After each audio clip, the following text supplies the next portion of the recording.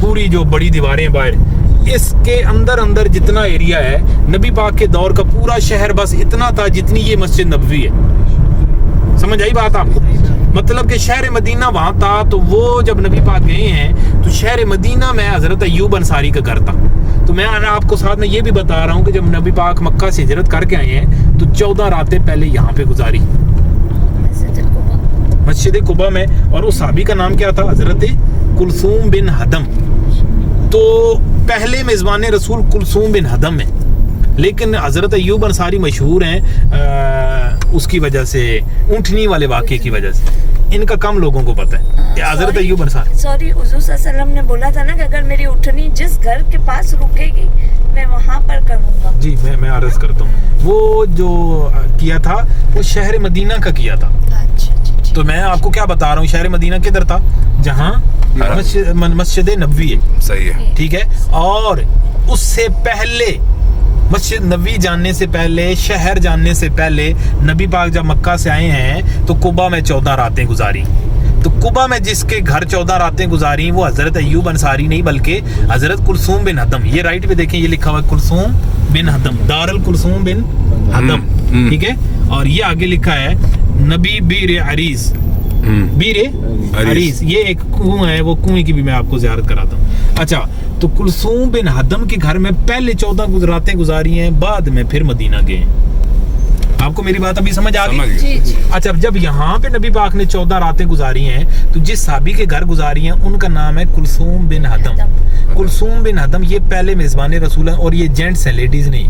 نام ایسے لگتا ہے آپ کو، جیسے خورشید ہے نا، تو میری والدہ کا نام بھی خورشید ہے. عورتوں کے نام بھی خورشید ہو سکتے ہیں، مردوں کے بھی ہوتے ہیں. کلثوم مردوں کے لیے بھی یوز ہوتا ہے، عورتوں کے لیے بھی یوز ہو سکتا ہے. تو اس طریقے سے یہ ایسا نام ہے کلثوم. اس وجہ لوگ سمجھتے ہیں شاید لیڈیز، لیکن یہ جینٹس تھے. ان کے گھر میں جب نبی پاک نے 14 راتیں گزاری تو نبی پاک نے فرمایا کہ یہ سامنے والا میدان مسجد کے لیے مجھے پسند ہے. تو پیارے آقا صلی اللہ تعالی وسلم کو یہ گفٹ کیا گیا. تو نبی پاک نے یہاں پہ مسجد بنانے کا حکم دیا. ٹھیک ہے، یہاں پہ مسجد بنانے کا جب حکم دیا تو یہیں پر نبی پاک صلی اللہ علیہ وسلم جمعے والے دن چلے گئے تھے. وہ میں نے آپ کو جو رستہ دکھایا اس رستے سے جمعے والے دن نبی پاک شہر مدینہ چلے گئے تھے.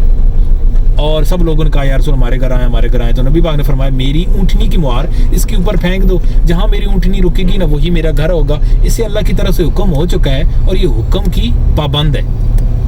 ٹھیک ہے، وہ واقعہ بعد گئے. اس سے پہلے نبی پاک نے یہاں پر یہ ادھر ویڈیو بنا، اس جگہ پہ نبی پاک نے کیا کیا؟ 14 راتیں گزاری. ٹھیک ہے، وہیں بیٹھے ہوئے نبی پاک نے فرمایا کہ یہ سامنے والا جو ہے جگہ مجھے مسجد کے لیے پسند ہے. یہ نبی پاک کو گفٹ کی گئی. یہ مسجد بنی انیف لکھا ہوا نظر آ رہا آپ کو؟ مسجد بنی انیف. مسجد بنی انیف کی بھی آپ کو زیارت کراتا ہوں، اس کی بھی خاص ہسٹری، لیکن آگے چل کے پہلے اس کی ذرا سوچیں کہ یہاں پر نبی پاک نے، ظاہر بات ہے 14 راتوں میں تو مسجد نہیں بن جاتی. نبی پاک جمعے والے دن چلے گئے تھے، جمعے والے دن چلے گئے تھے. اور ادھر ہر ہفتے والے دن نبی پاک آتے تھے. کب آتے تھے؟ ہر ہفتے والے دن. عربی میں ہفتے کو کہتے ہیں سبت.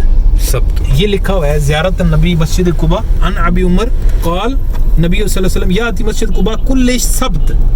کیا لکھا ہوا ہے؟ کل سبت، کہ ہر ہفتے والے دن نبی پاک اس رستے سے کبھی پیدل اور کبھی سواری پر سوار ہو کے آتے تھے. آج ہفتہ ہے، اس وجہ سے آپ دیکھ رہے رش زیادہ ہے. کل میں آیا ہوں تو کچھ بھی نہیں تھا. ابھی آگے کیا پتا پارکنگ بھی نہ ملے، اتنا رش ہوگا. اس کی کیا ریزن ہے؟ نفل پڑھیں گے جی میں پڑھیں گے، میں رکوں گا گاڑی، آپ تفصیل سن لیں پہلے.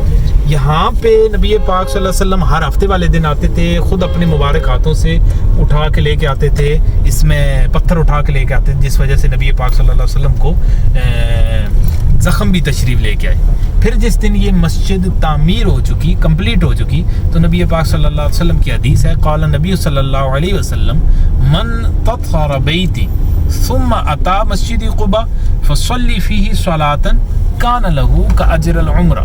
نبی پاک نے فرمایا جو بندہ گھر سے وضو کر کے آئے پھر مری مسجد قباء میں آئے، ادھر آ کے نماز پڑھے، اللہ پاک اسے عمرے جتنا ثواب عطا کرتا ہے. سبحان اللہ. گھر سے وضو کر کے ایک حدیث میں یہ بھی ہے گھر سے، اور ایک حدیث میں گھر سے وضو کی نہیں ہے.